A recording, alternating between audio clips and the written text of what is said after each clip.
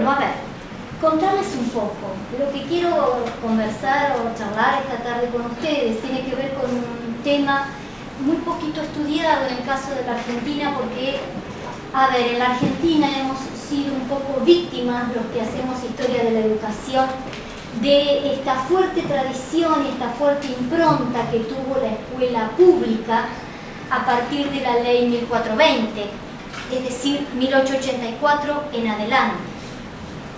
Y eso ha llevado a pensar y a creer que cuando uno habla de educación, cuando uno habla de escuela, de escolarización, de enseñanza, hay que comenzar a partir de fines del siglo XIX y transitar el siglo XX. De hecho, yo he sido parte responsable de esto porque mi tesis doctoral fue sobre la escuela pública de 1884 a 1916, y además me quedé muy atada a una cronología política en ese sentido, y no voy a desatarme de esa cronología política, pero sí a decir que caí en ese error de pensar que no se podía hablar de la escuela antes de 1884, o por lo menos hablar de la escuela como algo muy esporádico, ¿sí? Y bueno, a partir de leer algunas cosas, algunos trabajos dispares, de acercarme un poco más a los archivos, a las fuentes documentales previo a 1884, me encontré por sorpresa que la escuela elemental tenía una presencia de larga data en algunas regiones de la Argentina y específicamente en lo que voy a trabajar, que es la campaña bonaerense. Quiero contarles un poquito qué es esto de la campaña bonaerense.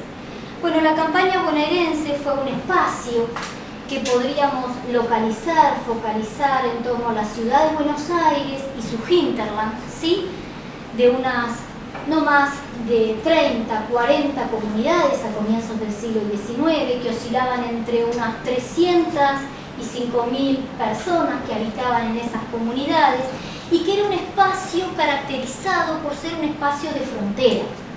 Un espacio de frontera entre lo que se podría llamar el mundo civilizado, blanco, y el mundo salvaje de los indígenas.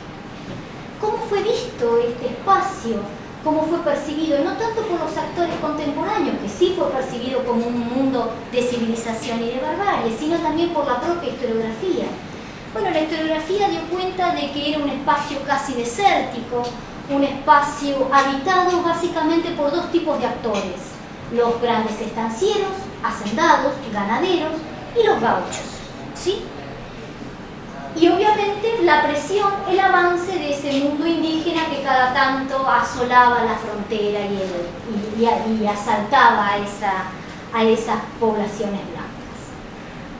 Desde el advenimiento de la democracia en la Argentina en los años 80 hasta aquí, una producción historiográfica muy valiosa ha dado cuenta y ha mostrado que ese espacio es mucho más que un mundo habitado por gauchos y estancieros. En principio, ha mostrado que es una frontera móvil, que no solo se movía por ser una frontera militar, sino que básicamente era una frontera móvil con una gran diversidad económica y social, producto de la presencia de una diversidad de pobladores, que podríamos citar entre población inmigrante, los primeros inmigrantes vascos, irlandeses, gallegos, italianos, muchos de ellos que llegaron a ser pequeños y medianos propietarios, llamados chacareros en la Argentina, chacareros arrendatarios, obviamente por la presencia de peones rurales, por la presencia sí de los estancieros y por la presencia de los gauchos. Es decir, un mundo móvil, con una enorme diversificación social y con una dinámica de relación intraétnica e interétnica, ¿sí? Una frontera con una relación que iba de relaciones comerciales a relaciones bélicas, pero efectivamente como un mundo mucho más atractivo de lo que ha sido presentado hasta hace 20 años por la literatura historiográfica. En ese contexto, decirles que, a ver, para los contemporáneos que habitaron la campaña bonaerense, la verdad que la dicotomía civilización y barbarie era una dicotomía que los atravesaba. los gobernantes de la ciudad de Buenos Aires lo veían a ese mundo como un mundo incivilizado, atravesado por la barbarie y el salvajismo. El salvajismo era el mundo indígena, la barbarie podían ser los gauchos. Y al que había que civilizar, al que había que ordenar, al que había que controlar. ¿Quiénes eran los referentes de orden, de control, en un mundo en donde la estatalidad no estaba construida? Y esto es lo que quiero venir a contarles. Estoy hablando de una escuela en donde no hay una presencia del Estado porque el Estado está en construcción, ¿sí? Con lo cual es un primer desafío. A lo largo de toda la mañana, del día de ayer y de hoy, hay un tema que es nodal, la relación entre el Estado y las instituciones, la Iglesia o las instituciones civiles para definir el tema de la educación. Bueno, aquí no hay un Estado que está presente porque se está construyendo esa estatalidad.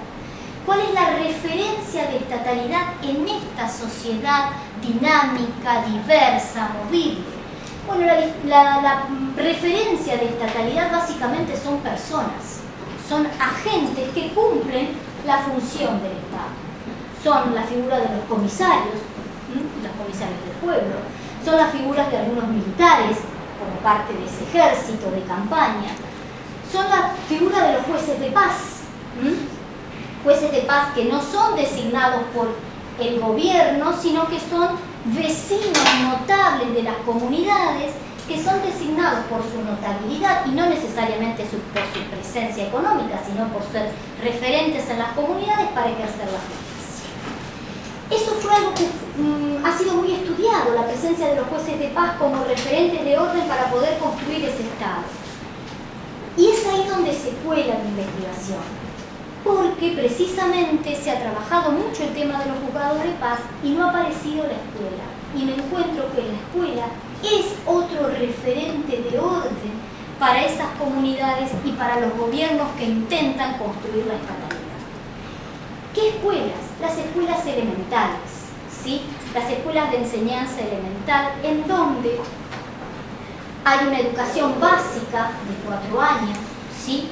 Orientada básicamente a una formación de tipo humanista, sí, esto es así, y en donde lo primordial era extender el espíritu de la alfabetización para ilustrar a ese mundo de la barbarie, a ese mundo salvaje.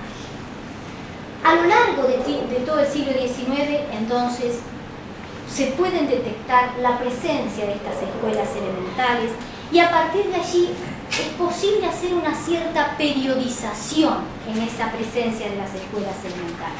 Una periodización un tanto antojadiza, pero que, a ver, tiene un poco que ver con los distintos momentos políticos por los que atraviesa esa campaña bonaerense. Podríamos hablar de una primera etapa entre 1810 y 1820, una etapa que, como ustedes entenderán, tiene que ver claramente con la construcción de un orden, el orden independentista, y en donde el desafío era la guerra de la independencia, ¿sí? Pero en el contexto de este desafío por la guerra de la independencia se empiezan a colar llamativamente el interés por la instrucción elemental. Y allí uno puede advertir muchas continuidades respecto de lo que a la mañana se habló del mundo colonial y las escuelas de artes y oficios, ¿sí? La enseñanza religiosa, el lugar de las congregaciones religiosas en el tema de la escolarización. Pero también se pueden ver algunos puntos de ruptura. Un punto de ruptura llamativo es que ya desde 1810 los documentos que podemos encontrarnos, los documentos oficiales, empiezan a hablar de la instrucción, no de la educación, de la instrucción para formar al futuro ciudadano de la República. ¿Sí? Es algo bien temprano e interesante que uno puede advertir. Formar en ese ideal republicano. Allí aparecería una idea de la niñez no en tanto valor etario, sino en una mirada hacia el futuro. Y a ver, ¿cuáles son los problemas que tienen para afrontar ese desafío? Los problemas concretos son problemas de presupuesto, un presupuesto que se va básicamente para los esfuerzos bélicos, pero también el problema del personal. ¿Quién es el personal que va a ser los preceptores, preceptoras de estas primeras escuelas elementales? Allí en el personal lo que podemos encontrar es que hay una gran continuidad porque el personal son curas, son los curas párrocos, ¿sí? Curas párrocos que además están en sus comunidades y en estas comunidades son voceros reclamando que haya escuelas elementales. Y voy a tratar de leer, espero no extenderme demasiado, uno de esos documentos en donde un cura franciscano dice que junto al teniente alcalde y a los vecinos del pueblo de Ensenada, muy cerquita, Ensenada hoy es Gran Buenos Aires, ¿sí? Muy cerquita de la ciudad de Buenos Aires, abajo suscribimos ante vuestra excelencia con el más digno respeto para pedirles a ustedes que lleguen las noticias de la Ilustración a través de las escuelas destinadas a la enseñanza de los niños. Más adelante va a decir, llega a la comunidad el sumo dolor con el que miramos a nuestros tiernos hijos vegetar en el embrutecimiento más vergonzoso, sin que estén los recursos de nuestra miseria en las proporciones para poder rescatarlos de esa miseria. Volver los ojos hacia atrás nos irrita en la memoria, porque recuerda, fíjense lo que dice el cura, el plan premeditado que habían forjado los déspotas en conservar a los oprimidos americanos en la oscuridad y el abatimiento de una nueva generación. Es decir, el cura rápidamente se cuela en ese discurso republicano, ¿sí? Va colando ese discurso republicano para pedirle al cabildo que dé financiamiento para esta escuela en Ensenada. Bueno, yo puedo rastrear allí por los documentos, finalmente el cura va a ser el primer maestro de esa escuela de Ensenada y hay una serie de problemas que mejor ni mencionarlos, pero son muy interesantes. O sea, ahí hay un primer intento ya de erradicar escuelas para educar a estos ciudadanos, a estos futuros ciudadanos. La segunda novedad que aparece entre 1810 y 1820 es el intento de introducir un nuevo método de enseñanza, que es el método lancasteriano. Y ahí se cuelan varias cosas. En principio porque era la novedad que venía del mundo británico y bueno, ahí hay una fascinación por el mundo británico, la élite argentina la tuvo y la tendrá, su fascinación por el mundo, amor-odio por el mundo británico. Sí, amor-odio por el mundo británico.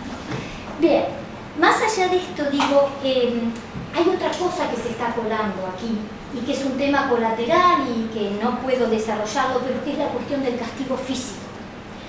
Se apela al sistema lancasteriano porque se supone que es un modo de moderar el castigo físico hacia los párvulos, ¿sí?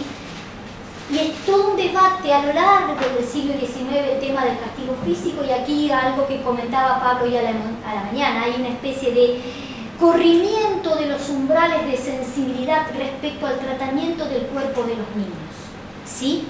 Uno puede ver ese desplazamiento acerca, no de que haya una valoración especial hacia el cuerpo de los niños, sino que en todo caso el castigo embrutece a ese niño que va a ser el futuro ciudadano, ¿sí? Entonces empieza a colarse allí esta idea de que el sistema lancasteriano puede ser el mejor.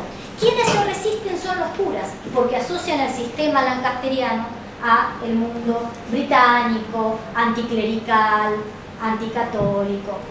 Y es todo un debate, y la prensa insiste con el método lancasteriano y los maestros y preceptores que lo cuestionan. Bueno, ese es un tema.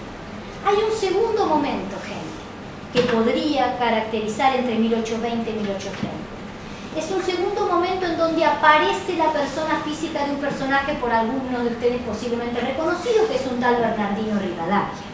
Para quienes han cuestionado el liberalismo en la Argentina, Bernardino Rivadavia significa algo así como el personaje del panteón nacional más detestado, porque fue el primero en haber contraído una deuda pública y con Gran Bretaña. Pero bueno, más allá de esto, lo cierto es que don Bernardino Rivadavia, cuando se asume como ministro de gobierno, en un momento en donde el Estado central cae en las Provincias Unidas del Río de la Plata, cae el referente de Estado Central, que era el directorio, y aparece un periodo de guerras civiles, ya no la guerra por la independencia, sino las guerras civiles, las guerras intestinas entre dos facciones políticas, unitarios y federales. El territorio de la campaña bonaerense queda reducido a la ciudad de Buenos Aires, el puerto, y su hinterland, ¿sí? Esta zona esta zona de frontera, esta zona de campaña móvil. Es allí donde empieza la campaña a crecer, a dinamizarse, a diversificarse en su composición social. En este contexto, la gestión de Bernardino Rivadavia va a mirar con una especial preocupación la instrucción pública. En esta idea muy liberal de que la instrucción pública es la que salva y la que lleva las luces, ¿sí?, del progreso. Y en ese interés hay claramente un avance sobre la instrucción pública sobre los territorios privados de la instrucción pública. Concretamente, una primera medida es expulsar a las órdenes religiosas, ¿sí?, que controlaban la instrucción pública, entre ellos la de los betlemitas, que eran las que tenían el monopolio de la instrucción pública en ese momento en la campaña y en la ciudad de Buenos Aires. Y allí empieza a aparecer, un intento de ese Estado en construcción de querer ocuparse de un tema que es la educación o la instrucción, y un Estado que está incapacitado de poder hacerse cargo de semejante tarea. Entonces empiezan a buscar, a delegar esa cuestión pública apelando a los civiles, apelando a los particulares. Una primera institución a la que se va a apelar es a las damas, a la sociedad de las damas de beneficencia, ¿sí?, señoras patricias de la ciudad de Buenos Aires, tal vez una de las más conocidas por la literatura historiográfica oficial sea la Mariquita Sánchez de Thompson, donde ella estuvo muy vinculada a todo ese mundo de la independencia, y allí se cantó por primera vez el himno nacional en su casa, y la Mariquita con el piano, eso es lo que se nos cuenta en las imágenes de los textos escolares, ¿sí?, donde se cantó el himno. Bueno, la Mariquita fue un personaje a tener en cuenta porque construyó poder en torno a sus telarañas, ¿sí?, de relaciones sociales. La Mariquita Sánchez de Thompson es la presidenta de la Dama de la Sociedad de Beneficencia, y a ella le va a delegar el gobierno de Rivadavia, y no puedo decir el Estado, el gobierno de Rivadavia, le va a delegar el manejo de la educación o de la instrucción a las niñas y a los huérfanos. Es decir, hay un historiador en la Argentina, Moreno, que va a decir que es el primer intento de política social que uno podría rastrear, ¿sí?, historiográficamente, apelando a los huérfanos y a las niñas, ¿sí? Una educación la que se va a dar, o la que van a ofrecer las damas de beneficencia, como ustedes se imaginarán, absolutamente tradicional, de contenido, más allá de que se expulsó a los religiosos, de contenido religioso, católico, ¿sí?, y absolutamente tradicional, que va a ser después muy cuestionada por Sarmiento, no directamente, porque Sarmiento no pelearía con una mujer, pero no estaba en la escritura, pero sí a través de Sarmiento va a pelear una de sus discípulas, o más, una de sus figuras más representativas en las alianzas, que es una tal Manso, Juana Manso, que es algo así como la primer modelo de maestra en la Argentina, en donde lo que básicamente va a decir que era una educación que no servía para nada, ¿sí?, era una educación artificiosa, artificial. Pero lo cierto es que las damas de beneficencia construyen poder a partir de lo educativo, a partir de la instrucción pública. No solo manejan a los orfanatos, sino que también, para poder instalar escuelas en la campaña, negocian con las autoridades de las comunidades, negocian con los gobiernos, porque estas escuelas de beneficencia que manejan las damas de la Sociedad de Beneficencia se mantienen a lo largo de todo el siglo XIX, ¿sí? Así que van negociando con las autoridades de turno, e inclusive van negociando el tipo de educación que se quiere dar. Luego que aparece la educación pública en la Argentina, las damas de beneficencia siguen teniendo una impronta muy fuerte en el asistencialismo, algo que apareció ayer y que apareció hoy a la mañana, muy fuerte. Ese Estado que supuestamente abarcaba con la escuela pública también el asistencialismo era incompleto y apeló a las damas de beneficencia, ¿sí? Con lo cual perduraron hasta que Eva Perón le cerró las puertas en su momento, allí en la década de los 50. 40, comienzo de los 50. 1820-1830, entonces este segundo momento. Hay ahí como un vacío en la información. La historiografía escasa que tenemos sobre la instrucción pública en este siglo XIX, diría que básicamente desaparecieron las escuelas, que sería ese momento entre 1830 y 1850, que es el momento en donde en la campaña bonaerense y en la ciudad de Buenos Aires asume el gobierno, el federal Juan Manuel de Rosas, ¿sí? En donde supuestamente lo que se dice es que el interés por construir un estado de guerra, ¿sí?, porque era un escenario de guerras civiles, y de eliminar al enemigo unitario, llevó a que se cerraran las pocas escuelas elementales que quedaron asfixiadas por la falta de presupuesto y por las persecuciones que hubo hacia preceptores y las escuelas particulares que no eran de confesión católica, ¿sí?, que eran de confesión protestante. Entonces, lo que puedo encontrar en los archivos es que esto no fue tan así, no fue tan definitivo ni tan radical. Las directoras, directores de las escuelas confesionales no católicas todos los años pedían autorización al gobierno de Rosas para seguir el funcionamiento, y el gobierno de Rosas les daba esa autorización. A su vez, había algunas escuelas elementales en la campaña que pertenecían a la instrucción pública que continuaron siendo financiadas, más allá de que evidentemente muchas cerraron porque terminaron siendo esos lugares el sitio en donde se podía guardar las armas y preparar a las tropas para los episodios de guerra civil o de expansión hacia la frontera. Un tercer y último momento sería a partir de la caída de Rosas entre 1850 y 1875, en donde, entre otras cosas, aparece la persona física de Domingo Faustino Sarmiento, ese Domingo Faustino Sarmiento que deja Chile y que encuentra aquí el escenario propicio para irradiar lo que eran sus ideas sobre la alfabetización y las bondades de la escuela pública. ¿Por qué 1850-1875? En principio porque más allá de estar durante 2 gestiones como director general de escuelas, Domingo Faustino Sarmiento, es también el momento en donde tal vez se produce la situación de tensión, conflicto, negociación más fuerte entre ese Estado que se está construyendo e intenta ocuparse de la instrucción pública y estas comunidades rurales, son comunidades rurales que tenían su inercia de participación en la erradicación de escuelas. ¿Cuáles son las zonas de conflicto, de tensión y de negociación? Las zonas de conflicto, tensión y negociación son varias, entre ellas la figura de los preceptores. Y estoy hablando preceptores varones porque el fenómeno de la feminización viene de la mano del normalismo en la Argentina, y esto va a ser 1870 en adelante. Hasta aquí estamos hablando de un universo masculino, solo se atrevían los hombres a ser maestros en estas escuelas elementales. Un territorio de conflicto entre preceptores, preceptores que las comunidades quieren designar, que entienden que son los amigos, que pueden ser por su respetabilidad, por su reconocimiento frente a la comunidad, pueden ser los naturales educadores de los niños, y estos preceptores que son designados por su supuesta capacitación por el gobierno, en este caso por la Dirección General de Escuela a través de la persona de Sarmiento. Esa es una zona de conflicto, la designación de preceptores.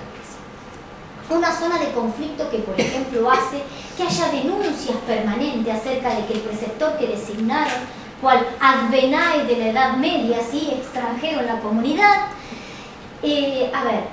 castigaba a los niños, se alcoholizaba, tenía amoríos, jugaba, se dedicaba a, en lugar de educar, a cerrar la escuela e ir a cazar con los niños. Digamos, son denuncias permanentes que aparecen allí, ¿sí?, acerca de esto. Y a su vez el gobierno que dice, son los preceptores que hemos podido conseguir, la mayoría extranjeros, españoles, italianos, algún que otro francés. Estos son los preceptores que tenemos, que saben leer y escribir, que saben algo básico de operaciones matemáticas, y son los únicos que se aventuran por un magro presupuesto, por un magro salario que casi nunca cobran, en enseñar. No me vengan a discutir esta figura. Entonces ese es un tema de conflicto muy fuerte. Segundo tema de conflicto, y la miro a Pamela porque estábamos hablando algo de esto, es la cuestión de la autoridad. A ver, ¿cómo darle autoridad para educar, para instruir a los hijos de la comunidad a estos preceptores? ¿Cómo permitir que estos preceptores distraigan de sus habituales tareas a los niños de la comunidad en 4 o 5 horas para ser instruidos en una serie de contenidos que no tenían tanta relevancia para esa comunidad? Y al mismo tiempo, ¿cómo reconocerle a ese preceptor que tuviera autoridad para castigar a sus niños? Ese es un tema de conflictividad muy fuerte. Entonces, el gobierno empieza a hacer toda una política de capacitación, ¿sí? Y ahí se cuela el tema de la creación de las escuelas normales, que había sido fallido durante la etapa rivadavia. Vuelve, ¿sí?, Lamanso, que les mencionaba, y el propio Sarmiento, a darle relevancia a esta idea de la tradición normalista para capacitar como un modo de darle a estos docentes, a estos preceptores, a estos maestros, un prestigio social frente a la comunidad, desde de la mano de la capacitación, darle un prestigio social para investirlos de autoridad frente a la comunidad. Ese es un territorio de conflicto que se trata de saldar desde ese lugar. El tercer territorio de conflicto es el tema de la temporalidad. A ver, temporalidades cruzadas entre la de un sistema educativo que busca ordenar, sistematizar, que busca esto, dividir las tareas, organizar las tareas, ¿sí?, en horas, ¿sí?, y un sistema o una temporalidad, algunos dicen premoderna, a mí no me gusta la idea de premoderno, ¿sí?, que tiene que ver con el ciclo productivo de estas comunidades, ¿sí?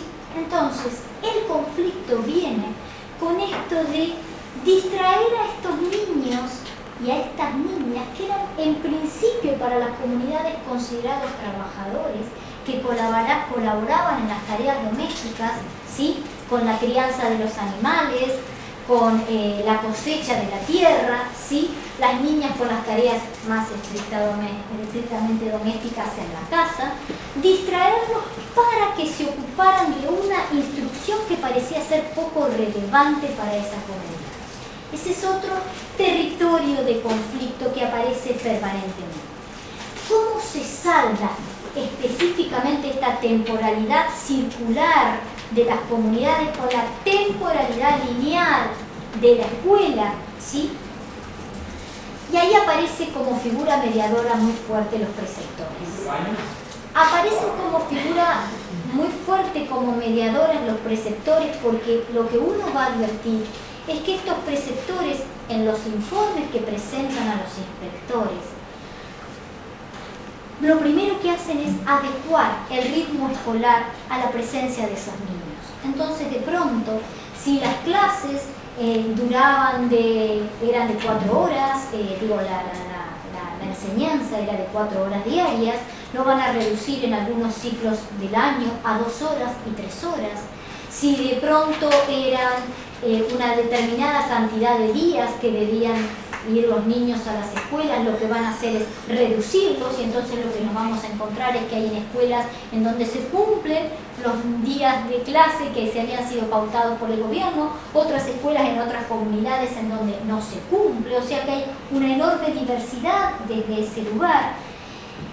Y en tercer lugar, es interesante ver cómo estos preceptores terminan negociando con los padres de familia acerca de que, bueno, puedan ir alternando el envío de sus hijos a la escuela de pronto para no alterar el ritmo del trabajo doméstico, el ritmo del trabajo en el campo con el ritmo de trabajo que debía tener la escuela. Entonces, bueno, hagan esto, envíenme a los hijos, a sus hijos, si son 4, son 5, me envían a 2, 3 los primeros días, los últimos días de la semana me envían a los otros, ir rotando.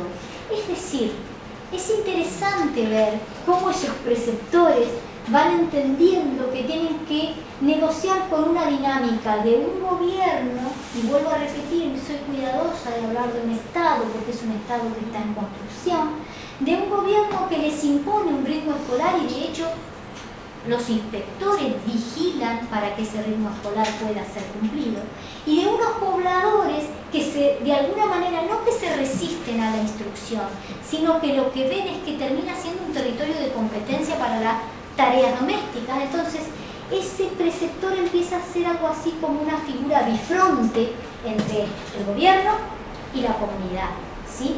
Una figura bifronte que lo que busca es no confrontar, sino acercarse y tener cierta raigambre, cierta presencia dentro de la comunidad para evitar la resistencia, porque sabe que solo es posible que los alumnos estén en sus aulas en tanto y en cuanto los padres acepten que estén en sus aulas. ¿Por qué corto en 1875 esta presentación, gente? Corto en 1875 esta presentación porque aquí, no sé cómo estoy con el tiempo. Bien. Bueno. Porque aquí va a ser la primer presencia del Estado tratando de reglamentar a través de una ley la cuestión de la instrucción pública, es decir, darle una forma definitiva. Hasta aquí habían sido ensayos de códigos, ¿sí? Códigos que quedaban en la escritura y que poco habían sido cumplidos. Sarmiento, cuando es nombrado director general de escuela en 1852, su meta es esta ley, ¿sí?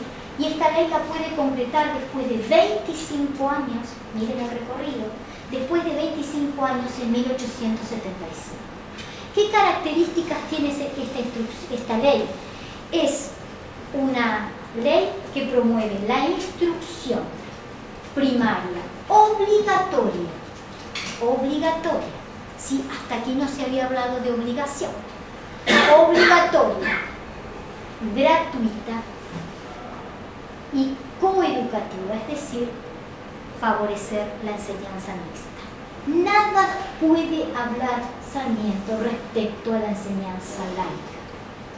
Es un debate que Sarmiento empieza en los años 60 a partir de la prensa, bajo los títulos de Las escuelas que quiere mi esposa. ¿Por qué ese título? Porque se suponía que la enseñanza religiosa que defendían algunos miembros de la élite, la defendían solo porque estaban influenciadas por las polleras de sus esposas, que eran las figuras más atrapadas por los curas en el confesionario. Entonces, esta idea estaba en la cabeza de Sarmiento, pero no la puede formular. De todas maneras, esta instrucción obligatoria, gratuita y de coeducación que se lanza en 1875 es el primer intento de que el Estado de algún modo organice esta enorme diversidad, este mapa, este paisaje educativo que hasta aquí habían recibido las autoridades, en dos sentidos. Primero, tratando de homogeneizar al cuerpo docente a través de la normalización o del normalismo. En segundo lugar, homogeneizar en cuanto al contenido que se va a dictar en las escuelas, porque hasta aquí había una enorme diversidad en cuanto a contenido producto de que los preceptores negociaban. Y en tercer lugar, también homogeneizar en cuanto a las temporalidades.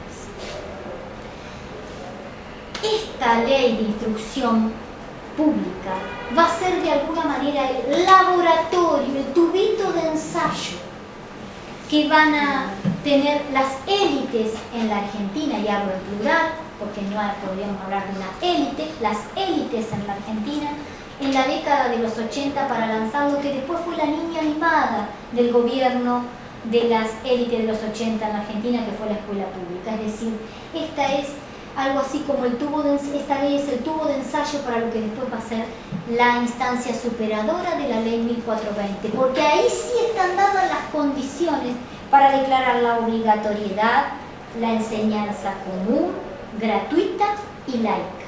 La batalla político-ideológica entre católicos y liberales de algún modo se había saldado a favor de un clima de opinión favorable a la enseñanza laica, porque claramente era un país distinto, un país con una fuerte composición de inmigrantes y en donde lo que interesaba era garantizar la alfabetización. Y la alfabetización de todos los niños y niñas que habitaban la República, muy pretenciosa fue la ley, ¿sí? Para garantizar con ello el acceso a el bien cultural de la educación y de la luz que promovía la educación. Y en ese sentido hay una batalla ideológica que se le gana, o que le ganan a los diputados católicos que llevan como discusión algo que estuvo presente y que Carolina y que hoy a la mañana por ahí apareció, el tema de quién tiene o quién se ocupa de la educación. Aparece allí este tema de la instrucción, los católicos van por esa. Aparece esta idea de que está bien que el Estado se ocupe de la instrucción, pero la educación es un monopolio de la familia, ¿sí? Es un discurso liberal, pero liberal a la británica, ¿sí? Moderar la intervención del Estado sobre la familia. El gobierno, las élites de gobernantes en Argentina van por un discurso liberal, pero a la francesa. Es decir, el avance del Estado en sus políticas educadoras y esta idea de que no tenemos que instruir, lo que tenemos que hacer es educar al ciudadano. Y en ese sentido el monopolio debe ser del Estado. Los socialistas estamos en una plena conjunción, apelaron a esta idea de que el Estado es insuficiente en su tarea de educar. Tiene que avanzar aún más porque está dejando territorios de competencia de la educación en manos de privados. Llámese iglesia, llámense particulares, escuelas confesionales, protestantes, metodistas, bueno, de las variables que podríamos tener de protestantismo. Con lo cual, digo, me parece que ¿qué es lo que uno puede mostrar con la escolarización en la campaña bonaerense? Y aquí cierro, Benjamín, para que no te preocupes más. Primero, que uno puede encontrar que hay una voluntad a favor de la escolarización que es compartida por comunidades, y yo no diría comunidades, diría algunos referentes de las comunidades, que aquí puedo decir básicamente son vecinos notables. Algunos gobernantes de turno participan de esta voluntad de la escolarización muy tempranamente. Muy tempranamente se cuela esta idea de que la escuela tiene que formar al ciudadano de la República. Muy tempranamente aparece esta idea de patria, no de nación, esta idea de patria, no de nación. Y en tercer lugar, poder empezar a desatar esto que ha quedado tan atado de pensar la formación del Estado Nacional y a partir de ello la escuela pública, ¿sí? Corrernos un poquito desde ese lugar. Y en esto estoy haciendo una autocrítica porque tiene que ver con una tesis doctoral que después fue un libro donde yo hice dialogar ese matrimonio entre el Estado Nacional y la escuela pública. Fin.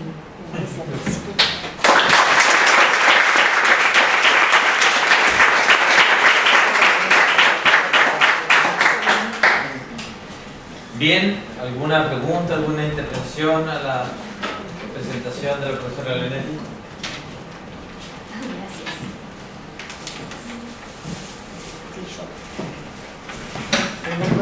Desde mi ignorancia absolutamente renovada.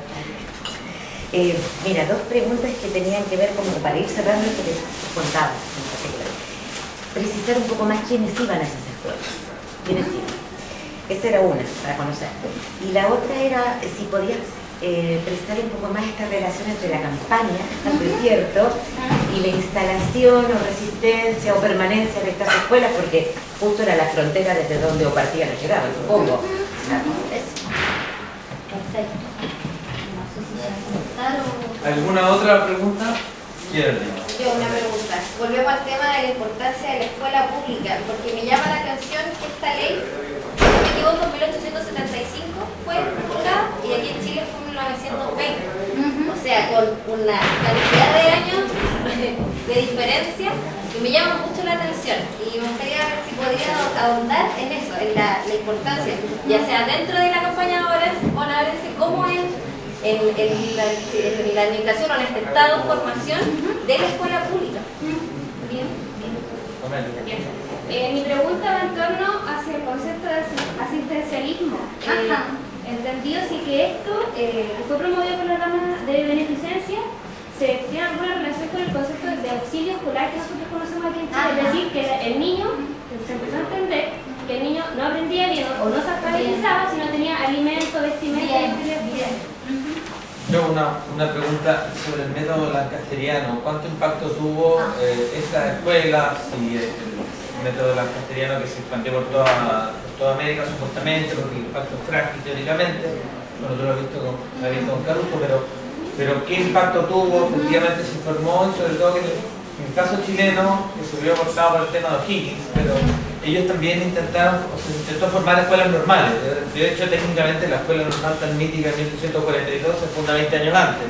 Lo que pasa es que la historiografía la borró. Entonces, ¿qué impacto tuvo en esa el método lancasteriano en la formación de docentes? A ver, vamos a la primera pregunta.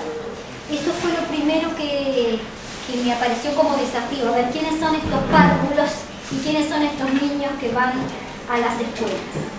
Ahí tenemos, como te imaginarás, reconstruir esto es sobre la base de un acervo documental muy fragmentario. Aquí no hay censos, aquí no hay, digo, esto que después va a ser algo permanente, los censos educativos, aquí no están, no hay censos de población, entonces es absolutamente estimativo. Puedo responderte esto a partir de algún tipo de informe que los propios preceptores se elevaban a las autoridades de turno. Una gran mayoría de estos niños que van a las escuelas son niños que ellos llaman pensionados, es decir, niños que pagan por esta instrucción y que pertenecen a estos sectores que podían pagar esa instrucción, llámense hijos de hacendados, hijos de chacareros, arrendatarios. Es interesante ver que una gran mayoría de ellos no son argentinos, ¿sí? Son muchos de ellos nacidos en el extranjero. Y es interesante ver entonces cómo el tema de por qué la educación o la escolarización podría ser importante, porque es algo que viene de la mano de esta inmigración. Sabes que lo que no he detectado aquí es que hubiera indígenas, lo cual no implica que no los hubiera. Porque había en esta zona de la campaña bonaerense algo que se llamaba el apadrinamiento, ¿sí? Y la cristianización o evangelización, adoptando a estos niños y castellanizando sus nombres.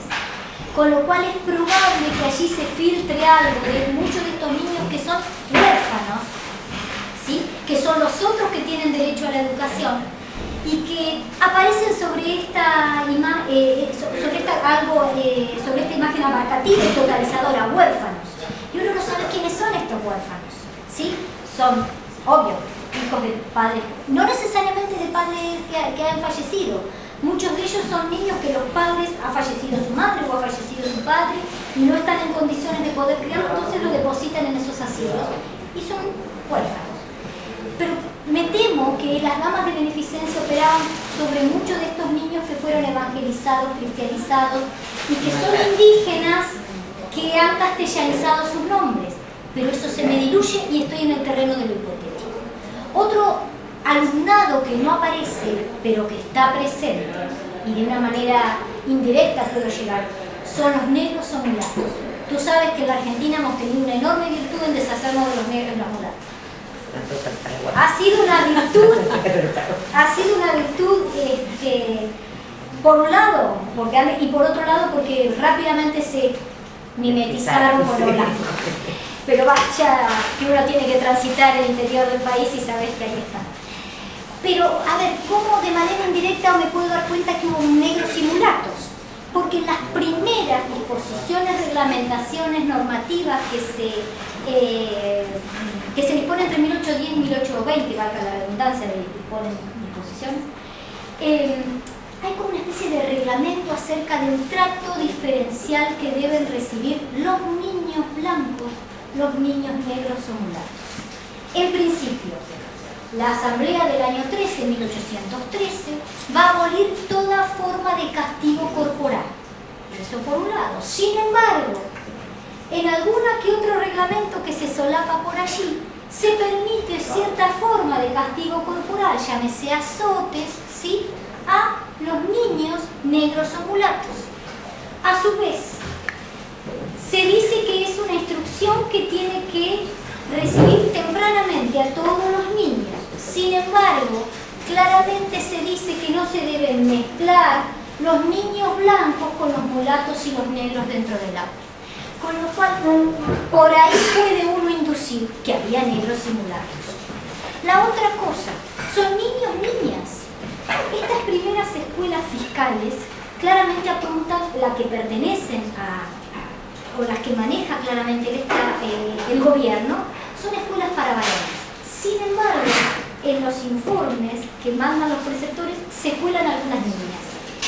Y eso hace que si uno tiene que pensar quiénes eran más alfabetizadas, si niñas o los niños, cuando uno compara con los números de alfabetizadas que tenían las damas de beneficencia, podríamos decir que están más alfabetizadas las niñas que los niños, porque además, esto Benjamín lo compartimos, muy tempranamente los niños eran incorporados al mundo del trabajo, y esto va a ser un fenómeno que la escuela pública va a tener que lidiar largamente. Los niños llegan hasta el 4º grado y luego van a trabajar. Esto es, lo dicen hasta 1940, 1950. El peronismo en Argentina trata de erradicar esto, ¿sí?, colocando en esto los niños primero. Entonces más o menos va por ahí, es casi de manera indirecta a la que llego, y no podría responder. Lo que se me diluye son totalmente las edades, ¿sí? Ahí se diluye, no podría decirte si comienzan a los 6 años, a los 7, a los 8, a los 10, a los 14, ahí se me diluyen las fuentes hasta aquí, digo, y puede ser un problema mío de no haber accedido a la fuente correcta, eso por un lado. Lo que me decías, Geraldine. Mira, te diría que aún más, si bien esto se concretó en 1875, en 1810 ya se hablaba de la instrucción pública gratuita. Que el Estado pudiera hacerse cargo era otro tema, pero como principio que hubo una instrucción pública gratuita estuvo en el momento fundante de la construcción del orden independentista. Con lo cual, a mí me llamó la atención ese carácter tan temprano, porque la verdad es que yo siempre lo asocié a 1884 en Argentina, y eso como algo, a ver, con respecto a América Latina, muy avanzada, porque tú lo sabes, digo, mencionabas el caso chileno, pero podemos mencionar el caso mexicano, el caso de Brasil, digo, por ahí podemos ir a hacer un diálogo con el caso de Uruguay, que Argentina, Uruguay, pero y es inclusive muy temprano hasta algunos casos europeos, si uno lo compara con el caso español, por ejemplo. La coeducación en 1884 fue absolutamente innovadora, no solo para América Latina, si uno lo compara con España y con Francia, donde no había coeducación. Si tú me dices esto, ¿por qué? Y la verdad es que ahí tendría que hacer, no me gusta hacer porque uno ha vuelto a la historia de los sujetos sociales, sino a la historia del sujeto, de los intelectuales y demás. Pero yo aquí sí tendría que hacer referencia claramente a personajes como Sarmiento, claramente a personajes como Lamanso, que de su contacto con realidades como Estados Unidos, que es el otro tema. Digo, yo no creo que en Argentina se importe el modelo de escuela norteamericana, pero lo cierto es que ellos hacen su viaje y su pasaje por allí. Lamanso es expulsada por Rosas y termina en Estados Unidos siendo maestra. Esto creo que la experiencia americana, ¿sí?, creo que de alguna manera los contagia e irradia esta voluntad de una escuela gratuita, ¿sí? Creo que por allí pasa, pero además la gratuidad era algo que le decía, no está discutida. El gran problema en la Argentina no es la gratuidad, el gran problema es la permanencia, ¿sí? Porque estos niños, igual que aquí, no permanecían nunca. Eso es. Y el tema que me preguntaba Pamela, algo que... el tema, aquí no es asistencialismo en cuanto a apoyo, no le veo la carita a Pamela, acá está. No es asistencialismo en cuanto a apoyo escolar, no. Es básicamente que asistencialismo entendido en que son huérfanos que transitan por las calles y que hay que alfabetizarlos. No tienen otra instancia de alfabetización más que la de las damas de beneficencia, ¿sí? Otro momento, Pamela, es las sociedades de beneficencia, fines del 19 y primeras décadas del 20, como decía, donde sí efectivamente es lo que tú mencionas, es el asistencialismo en función de estos niños pobres que no pueden adquirir condiciones de, yo suelo provocar esto. Genero estas emociones. Me quieren echar, me suele pasar que me quieran echar. Bueno, es esta intención, y me parece allí una serie, junto con la gama de beneficencia, toda una red de lo que se llaman instituciones escolares. Es decir, apuntan a esto, a apoyar a los niños pobres con útiles, con la gota de leche, con la vestimenta, ¿sí? para poder retenerlos. Porque la idea es retenerlos y ayudar a la escuela en esto. Y hay escuelas, las colonias de vacaciones, las escuelas para niños débiles. Bueno, algo que preguntaban ayer sobre el tema de la morbilidad y la mortalidad. Ahí se filtra todo eso. Pero aquí en 1820 no es escuela pura, no tiene otra. Bien, ¿Me habías preguntado algo? Sí, pero lo podemos dejar para después. Bien, terminamos con un aplauso.